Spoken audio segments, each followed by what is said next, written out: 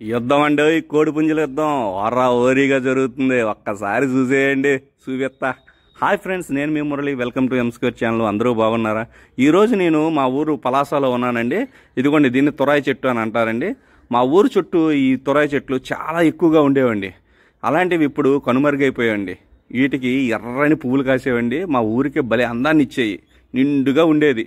అలాంటిది ఈ చెట్లన్నీ ఇప్పుడు లేవండి. మా అన్నయ్య వాళ్ళ ఇంటి పక్కన ఒక చెట్టు ఉంటే ఆ చెట్టు కొమ్ముకున్న పువ్వులను కోసి నా చిన్నతనంలో ఒక ఆట జ్ఞాపకం వచ్చింది. కోడిపుంజుల యుద్ధం ఆట. మా పిల్లలతో ఆడిపిద్దామని ఆ పువ్వుల్లో ఉన్న కాడలు తీసుకుని మా పిల్లలకి ఇచ్చి ఆడమని చెప్పానండి. వాళ్ళు భలే ఎంజాయ్ చేశారండి. ఇలా తలకాయ తెగిపోతే అవుట్ అండి. అలా మేము ఆడుకునేవాళ్ళం. అలాగే మొగ్గలు ఉండే రెబ్బలను తీసేసి చేతి గోర్లకి తగిలించేవాళ్ళం అండి. తగిలించి దెయ్యాల్లాగా బూతల్లాగా ఎదురు వాళ్ళు ఇలా రొక్కుతున్నట్టు భయపెట్టడం, నేను రాజునని యువరాణినని చెప్పుకుంటూ భలే ఎంజాయ్ చేసేవాళ్ళం అండి మా చిన్నతనంలో. ఇప్పుడు పిల్లలండి ఇలాంటి ఆటలకన్నీ మర్చిపోయారండి, తెలియదు ఎవరికి. అందువల్ల ఒకసారి మా పిల్లలు జ్ఞాపకం చేశాను. ఇప్పుడు పిల్లలందరూ సెల్ ఫోన్లకే అంకితం అయిపోయారు. ఇలాంటి ఫిజికల్ ఆటలు ఎవ్వరూ ఆడట్లేదు. సెల్ ఫోనే వాళ్ళ జీవితం అయిపోయిందండి.